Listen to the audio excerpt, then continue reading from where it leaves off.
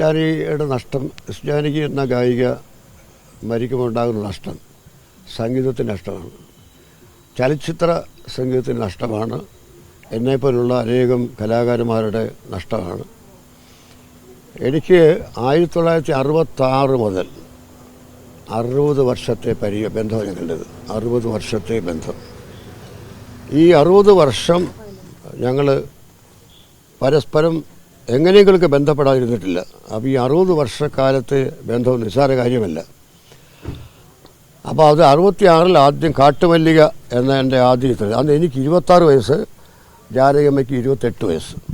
ആദ്യമായി എൻ്റെ പാട്ട് അവർ പാടുമ്പോൾ അപ്പോൾ അതിൽ താമരത്തോണിയിൽ താലോലമാടി താനെ തുഴഞ്ഞു വരും പെണ്ണ്, താരമ്പൻ അനുരാഗത്തങ്കത്തിൽ തീർത്തൊരു താരൻ്റെ കുടവല്ലേ നീ. ഈ പാട്ട് യേശുദാസും എസ് ജാനകിയും കൂടെ പാടുകയാണ്. അതാണ് എൻ്റെ ആദ്യത്തെ ചലച്ചിത്ര ഗാനം.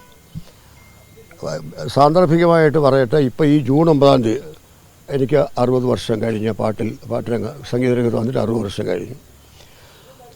ജാനകിയമ്മ എന്നേക്കാൾ സീനിയറാണ്. പ്രായം കൊണ്ട് എൻ്റെയൊക്കെ 2 വയസ്സ് മുപ്പേ ഉള്ളൂ. പക്ഷേ എന്നേക്കാൾ വളരെ സീനിയറാണ്. അവൾ വളരെ ചെറുപ്രായത്തിൽ വന്നു. ഞാൻ 26 വയസ്സിലാണ് വന്നത്. അവർ 10-17 വയസ്സിൽ തന്നെ വന്നു പാടാൻ. പിന്നെ ഒരു അത്ഭുതം, അവിശ്വസനീയമായൊരു കാര്യം എന്താണെന്ന് പറഞ്ഞാൽ, പലരും പറയും വെറുതെ പറയുക. അല്ല, ജാനകിയമ്മ സംഗീതമേ പഠിച്ചിട്ടില്ല, സരിഗമ പസലിസ പഠിച്ചിട്ടില്ല, വർണ്ണം പഠിച്ചിട്ടില്ല, കീർത്തനങ്ങൾ പഠിച്ചിട്ടില്ല. അവരുടെ ജന്മം കൊണ്ട് അവരൊരു സംഗീത അവതാരമാണ്. അതേ അവരെക്കുറിച്ച് പറയാൻ പറ്റുള്ളൂ. കാരണം ഒരാൾ പാടിക്കൊടുത്താൽ സ്വരമേതെന്നറിയാതെ അങ്ങനെ ഉപ്പിയെടുത്ത് പാടാൻ ജാനകിയമ്മയ്ക്കുള്ള കഴിവ് മറ്റാർക്കുമില്ല. കാരണം സ്വരമൊന്നും എഴുതിയെടുക്കില്ല. സാധാരണ സുശീലമ്മ, ലീല ചേച്ചിയൊക്കെ അല്ലെങ്കിൽ വാണിജ്യറൊക്കെ മ്യൂസിക് ഡയറക്ടർ പാട്ട് പാടിക്കൊടുക്കുമ്പോൾ ആ വരികളുടെ മേലെ സ്വരങ്ങൾ എഴുതിയെടുക്കും. രിഗ പനി അങ്ങനെ എഴുതിയെടുക്കും. പക്ഷേ ജാനകിയമ്മയ്ക്ക് ആ സ്വരങ്ങൾ അറിഞ്ഞുകൂടാ, എഴുതിയെടുക്കത്തില്ല. അവർ ഈ പാട്ട് കേട്ടിട്ട് അങ്ങനെ വളരെ പെട്ടെന്ന് പഠിച്ച് അതിമനോഹരമായിട്ട് പാടും. അത് അവർക്ക് മാത്രമുള്ളൊരു സിദ്ധിയാണ്. ഒരു ശരിക്കും പറഞ്ഞാൽ വെറുതെ പറയുന്നതല്ല, ഒരു സംഗീത ദേവതയുടെ അവതാരം എന്ന് തന്നെ പറയണം. അവർ സംഗീതമായിരുന്നു. പിന്നെ സംഗീത ദേവതയ്ക്കാരും സംഗീതം പറഞ്ഞു കൊടുക്കേണ്ട കാര്യമില്ല. പിന്നെ പെരുമാറ്റം, ഹാർഡ് വർക്കിംഗ്, കൃത്യനിഷ്ഠ എല്ലാം കൊണ്ട് ഞാനൊരു ഗാനരചയിതാവ് മാത്രമല്ല, സംവിധായകനും നിർമ്മാതാവും കൂടെയാണ്. അപ്പോൾ എനിക്ക് എൻ്റെ സംവിധാനം ചെയ്ത പടത്തിൽ ഞാൻ നിർമ്മിച്ച പടങ്ങളിലൊക്കെ അവർ പാടിയിട്ടുണ്ട്. അപ്പോൾ അങ്ങനെയുള്ള ഒരുപാട് അനുഭവങ്ങളുണ്ട്. അവരുടെ ഈ നന്മ അങ്ങേയറ്റം ഞാൻ ഇഷ്ടപ്പെട്ടതാണ്. നന്മ ചെയ്യുന്നവർക്ക് നന്മ വരും എന്നുള്ളത് ഏറ്റവും ശുദ്ധ അസംബന്ധമാണെന്ന് എൻ്റെ ജീവിതത്തിൽ ഞാൻ പഠിച്ചത്. നന്മ ചെയ്തവർക്ക് മിക്കവാറും തിന്മയെ കിട്ടുള്ളൂ, തിന്മ ചെയ്തവർക്ക് നന്മയും കിട്ടും. കാരണം ജാനകിയമ്മ, എൻ്റെ ജീവിതവും ജാനകിയമ്മയുടെ ജീവിതത്തിൽ തെളിവാണ്. എനിക്ക് ഒരു മകനുണ്ടായിരുന്നു, അവൻ പോയി. ജാനകിയമ്മയ്ക്ക് ഒരു മകനുണ്ടായിരുന്നു, അടുത്ത കുറേ മാസം അയാളും പോയി. അപ്പം അങ്ങനെ അമ്മ ജീവിച്ചിരിക്കുമ്പോൾ മകൻ നഷ്ടപ്പെടുന്നതും അച്ഛൻ ജീവിച്ചിരിക്കുമ്പോൾ മകൻ നഷ്ടപ്പെടുന്നതും ഏറ്റവും വലിയ ദുഃഖമാണ്. അപ്പോൾ ഇത്രയും നല്ലൊരു സ്ത്രീക്ക് എന്തുകൊണ്ട് ആ ദുഃഖം അനുഭവിക്കുന്നു? അതിന് ഉത്തരവില്ല. അപ്പോൾ നന്മ ചെയ്തുകൊണ്ട് നന്മ കിട്ടണമെന്നില്ല എന്നുള്ളൊരു വ്യക്തമായ ഒരു ഉത്തരവാണ് പറയുന്നത്. പിന്നെ അവരുടെ ഭർത്താവ് പ്രസാദ്, ജാനകിയമ്മയുടെ വളർച്ചയ്ക്ക് ഏറ്റവും അധികം പിന്തുണ നൽകിയത് പ്രസാദാണ്. ആ പ്രസാദ് ഒപ്പം ഉണ്ടാവും. ജാനകിയമ്മ പാട്ട് പാടാൻ വരുമ്പോൾ അവരില്ലാതെ നിഴല് പോലെ ജാനകിയമ്മയുടെ കൂടെ ഉണ്ടാവും പ്രസാദ്. അപ്പോൾ അദ്ദേഹം കുറച്ച് വർഷങ്ങൾക്ക് മുമ്പ് അദ്ദേഹം മരിച്ചു. അദ്ദേഹം മരിച്ചതോടുകൂടി ജാനകിയമ്മ ശരിക്കും പറഞ്ഞാൽ പാട്ടിനോട് വലിയ തൃപ്തി ഇല്ലാതായി, പാടാൻ നിർബന്ധമില്ലാതായി. പിന്നെ എല്ലാവരും നിർബന്ധിച്ച്, ഞങ്ങളെപ്പോലൊക്കെ നിർബന്ധിച്ചാണ് പാടിയിരുന്നത്. പക്ഷേ ഏതാനും മാസങ്ങൾക്ക് മുമ്പ് മകനും മരിച്ചു. അതുകൊണ്ട് ജാനകിയമ്മ ആകെ തകർന്നു. അപ്പോൾ അവർ ഇപ്പോൾ മരിച്ചു എന്നത് ഒരു അത്ഭുതമില്ല. കാരണം അവർക്ക് ജീവിതം മതിയായി, അതുകൊണ്ട് ദൈവം അവരെ തിരിച്ചു വിളിച്ചു എന്നാണ് മനസ്സിലാക്കുന്നത്. പക്ഷേ എന്നാലും നമുക്ക് വലിയ ദുഃഖമാണ് മലയാളത്തിന്. കാരണം മലയാള സിനിമ, പ്രത്യേകിച്ച് MS ബാബുരാജിൻ്റെ കാര്യം, MS ബാബുരാജ്, K രാഘവൻ, ദക്ഷിണാമൂർത്തി, അർജുനൻ, ഈ സംഗീത സംവിധായകരുടെ പാട്ടുകൾ സുശീലയേക്കാൾ കൂടുതൽ പാടിയിട്ടുള്ള എസ് ജാനകിയമ്മയാണ്.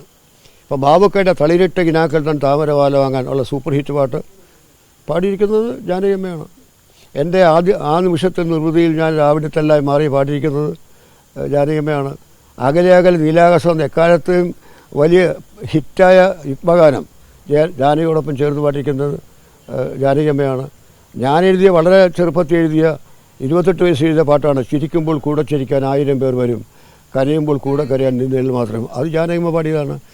മനസ്സിലൊരു ഉഷസന്ധ്യയായി മായാമോഹിനി സരസ്വതി എന്നുള്ള ക്ലാസിക്കൽ കൃതി, കീർത്തനം പോലുള്ള ക്ലാസിക്കൽ ദക്ഷിണാമൂർത്തി സംഗീതത്തിൽ യേശുദാസും ജാനകിയമ്മയും ചേർന്ന് പാടിയതാണ്. ഇങ്ങനെ നമ്മൾ ജാനകിയമ്മ പാടിയ പാട്ടുകൾ എനിക്ക് 150 പാട്ടുകൾ അവർ പാടിയിട്ടുണ്ടാകും. അത് നിസ്സാരമായ കാര്യമല്ല. എനിക്ക് ഓരോ പാട്ട് ഇപ്പോൾ ഓർത്തെടുത്ത് പറയാൻ അതിനുള്ള സന്ദർഭമല്ലിത്. ഞങ്ങളുടെ വ്യക്തിപരമായ ബന്ധം വളരെ അടുപ്പമായിരുന്നു. ഒരു 10 ദിവസം മുമ്പ് ഞാനിവിടെ പറഞ്ഞു എനിക്ക് ജാനകിയമ്മ കണ്ടാൽ കൊള്ളാമെന്ന് പെട്ടെന്ന് ഓർമ്മ വരുന്നു. അപ്പോൾ എൻ്റെ ബന്ധുവായ സുനിത പറഞ്ഞു ഇങ്ങനെ ജാനകിയമ്മ കണ്ടാൽ നല്ലതല്ലേ എന്ന് ചോദിച്ചിട്ടുണ്ട്. അപ്പം ഞാൻ പറഞ്ഞു അത് പറ്റുമെങ്കിൽ നമുക്കത് പോകാം. പക്ഷേ എനിക്കിപ്പോൾ നല്ല സുഖമില്ലായിരിക്കുകയാണ്, ഒരുപാട് ദൂരയാത്രകൾ പറ്റില്ല, ഹൈദരാബാദ് വരെ പോകണം. പക്ഷെ എങ്കിലും പോകണം വേണ്ടെന്ന് ആലോചിച്ചിരിക്കുമ്പോഴാണ് അവരുടെ മരണം. അപ്പോൾ തീർച്ചയായിട്ടും എനിക്കൊരു മാനസികമായ ബന്ധം അവരുമായിട്ടുണ്ടായിരുന്നു. അല്ലെങ്കിൽ 10 ദിവസം മുമ്പ് ഞാനിത് ഓർക്കേണ്ട കാര്യമില്ല. പിന്നെ നേരത്തെ പറഞ്ഞതുപോലെ കേരള സംസ്ഥാനത്ത് അവാർഡുകൾ 3 പ്രാവശ്യം ജാനകിയമ്മ കിട്ടിയിട്ടുണ്ട്. അതിൽ 2 അവാർഡുകൾ എൻ്റെ പാട്ടുകൾ കിട്ടിയിരിക്കുന്നത്. ആദ്യമായിട്ട് പുള്ളിമാൻ എന്ന സിനിമയിൽ MS ബാബുരാജ് ഈണം പകർന്ന 1000 വർണ്ണങ്ങൾ വിടരും ആരാമമാണ് എൻ്റെ ഹൃദയം.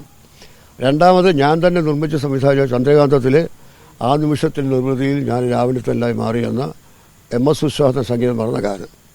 അപ്പോൾ ഇത് ഒരിക്കൽ ഹൈദരാബാദിൽ വെച്ച് ഞങ്ങൾ 2 പേരെയും ആദരിക്കുന്ന ഒരു ചടങ്ങുണ്ടായിരുന്നു ഹൈദരാബാദിൽ. അത് ടൈംസ് ഓഫ് ഇന്ത്യയുടെ ഈ ഒരു FM ചാനലുണ്ട്, മിർച്ചി, ആ ചാനലിൻ്റെ ഫംഗ്ഷനായിരുന്നു. അവിടെ ഞങ്ങൾ അടുത്ത സ്റ്റേജുണ്ട്. അപ്പോൾ അവിടെ വെച്ച് ഞങ്ങളിത് ഓർമ്മിക്കുകയും സംസാരിക്കുകയും ചെയ്തു. 3 അവാർഡുകൾ 2 എണ്ണം എൻ്റേതാണെന്ന് പറയുമ്പോൾ ആമാ കറക്റ്റാണ്, എൻ്റെ പാട്ട് നിങ്ങളുടെ ഒഴുകിയ പാട്ട് താനെന്ന് പറഞ്ഞിട്ടത്. അപ്പോൾ അങ്ങനെ സ്വകാര്യ ദുഃഖം ഒരുപാട് അനുഭവിച്ച സ്ത്രീയാണ് അവർ. പക്ഷേ അവർ സംഗീതം കൊണ്ട് എല്ലാ ദുഃഖങ്ങളും മറയ്ക്കുകയും ചെയ്യായിരുന്നു. അത് ഈ മകനും കൂടെ മരിച്ച അവസ്ഥയിൽ ജീവിച്ചതിൻ്റെ കാര്യമില്ല എന്ന് അവർക്ക് തോന്നിക്കാണും. അപ്പോൾ മരണം അടുത്ത സുഹൃത്തായി അവരെ വന്ന് കൂട്ടിക്കൊണ്ടുപോയി കാണും.